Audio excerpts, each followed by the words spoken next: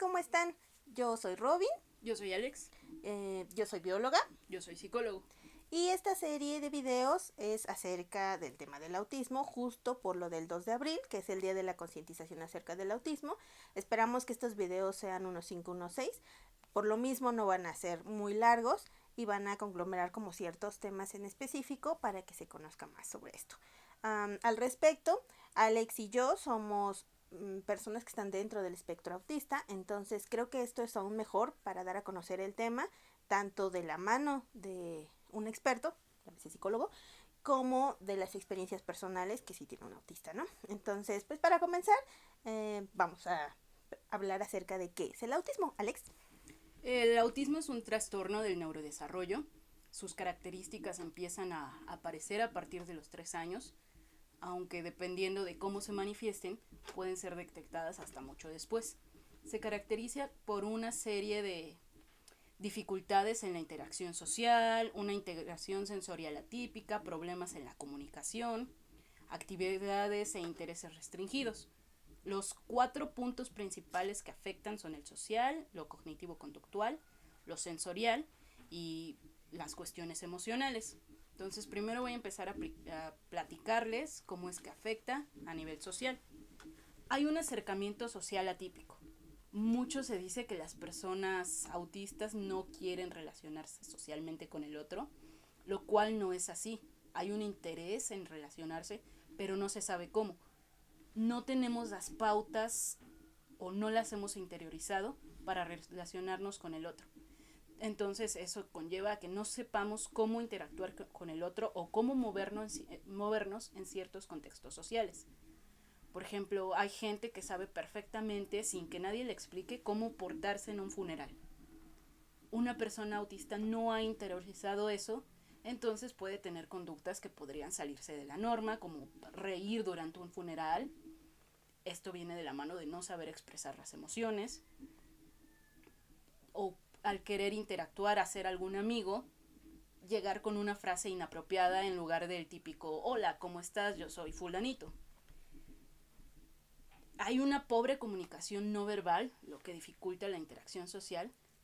La mayoría de las personas autistas tenemos dificultades para identificar todo ese lenguaje no verbal, todo el lenguaje corporal que nos dice cosas, por ejemplo, las posturas, los gestos, aquellos donde deberíamos identificar incomodidad, tristeza, una serie de emociones, a nosotros nos cuesta. Entonces eso provoca que a veces sea difícil acercarse al otro o el otro piense que somos faltos de tacto, cero empáticos o cosas de ese tipo, las cuales en realidad no son así. Hay una falta o dificultad en el contacto visual, que eso mucha gente también lo traduce en es despistado, no le interesa, no me está poniendo atención, lo que también cuartea la comunicación y la interacción social con el otro. Por la parte de lo cognitivo-conductual, hay una serie de estereotipias motrices, es decir, movimientos atípicos. No todas las personas autistas los presentan, pero una buena parte sí. Entonces pueden ser ciertos balanceos al hablar o al estar de pie, ciertos movimientos en las manos, en los gestos. Hay quien pudiera identificarlos como tics o manías, pero más bien son ejercicios de autorregulación. Hay un pensamiento muy literal. Se hacen muchas bromas al respecto y en realidad no es tan exagerado como lo suelen mostrar en algunos medios de comunicación, de que de plano no entendemos nada. Pero sí, a veces necesitamos que nos expliquen literalmente las cosas, que no se anden con tantos rodeos o metáforas y nos digan las cosas tal y cual son. Hay un lenguaje verbal amplio, ese se nota desde muy pequeños, que dicen, no, pues es que mi niño habla como un pequeño adultito. Y esto es porque la única manera que tenemos de integrar lenguaje es el lenguaje verbal. Como no somos capaces de identificar y de expresar el no verbal, fortalecemos el verbal. Entonces sí, tenemos niños muy pequeños que hablan con mucha propiedad, con mucha educación, con mucho tiento y mucho haciendo incluso uso de palabras técnicas o muy específicas que niños de esa edad no suelen utilizar. Hay una inflexibilidad al cambio, a la modificación de las rutinas. Muchas personas autistas necesitamos rutinas para tener el control, para saber lo que debemos hacer en el día con día. Y cuando esas rutinas se quiebran o se modifican de algún modo, hay una resistencia al cambio muy fuerte. Realmente nos afecta que, por ejemplo, nos digas paso por ti a las 10 y 5 minutos antes de las 10, no, paso a las 12, es un quiebre bastante fuerte. Hay un pensamiento rígido, muchos lo traducen como falta de empatía, más bien es una dificultad para entender cómo está pensando el otro, porque de entrada hay una dificultad para entendernos a nosotros mismos. Entonces es difícil ponerse en el lugar del otro, no porque no nos importen sus sentimientos o lo que piensa o lo que experimenta, sino porque realmente es difícil tratar de codificarlo y entenderlo. Por el lado sensorial, todo se reduce básicamente a que hay una hiposensibilidad o una hipersensibilidad sensorial. Esto quiere decir que o percibimos los estímulos de manera casi nula y pueden estar estimulando fuertemente y no lo percibimos, o por el contrario, estímulos mínimos, muy pequeños, que la gente normal tomaría como irrelevantes, a nosotros nos llegan demasiado.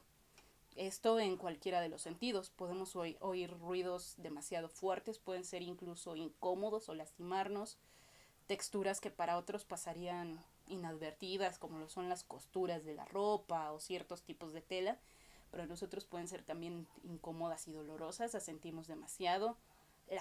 Las texturas en la comida o en los sabores son cosas que percibimos al máximo. En el caso de los dos presentamos hipersensibilidad sensorial, por lo que he observado es más común que la hiposensibilidad. En el caso de la hiposensibilidad son personas que pueden estar jugando, darse un golpe y no sentirlo, empieza a llover y de repente, está lloviendo, nunca sentí la lluvia, pueden tener la música a todo volumen y es que no la escucho bien. También hay ciertas cuestiones psicomotrices.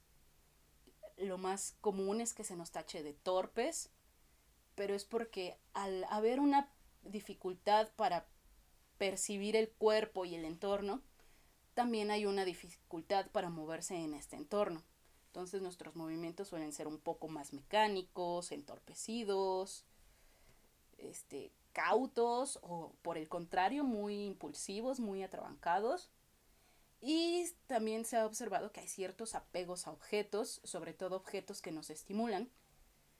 Por ejemplo, a temprana edad se nota mucho con los apegos con ciertos juguetes, una manta muy suave, un peluche abrazable. Ya más grandes se da con algunos juguetes, cubos, ese tipo de cosas.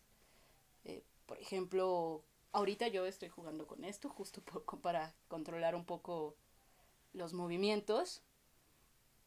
No diría justamente que estoy apegado con él, pero sí me estimula sensorialmente, entonces eso me ayuda a tranquilizarme. Y bueno, por el lado emocional, hay una dificultad para identificar y expresar las emociones, primero propias. No es que no podamos sentir, podemos sentirnos tristes, felices, enojados, enamorados, cualquier tipo de cosa, pero a la hora de expresarlo se vuelve un poco complicado. No solemos encontrar las palabras adecuadas o las acciones adecuadas o acercamientos adecuados para expresarle este tipo de emociones al otro. Por otro lado, también hay una dificultad para entender las emociones del otro. Si el otro no es 100% explícito con lo que está sintiendo o lo que nos quiere hacer sentir, no vamos a entenderlo. Entonces, esto ya se observa a edades un poco más grandes, como cuando, por ejemplo, en una relación de pareja, pues es que si te amo y te lo estoy demostrando con tal y tal y tal cosas. Pues sí, pero yo no soy capaz de identificar esas tales cosas. A mí me funciona más si me lo dices directamente.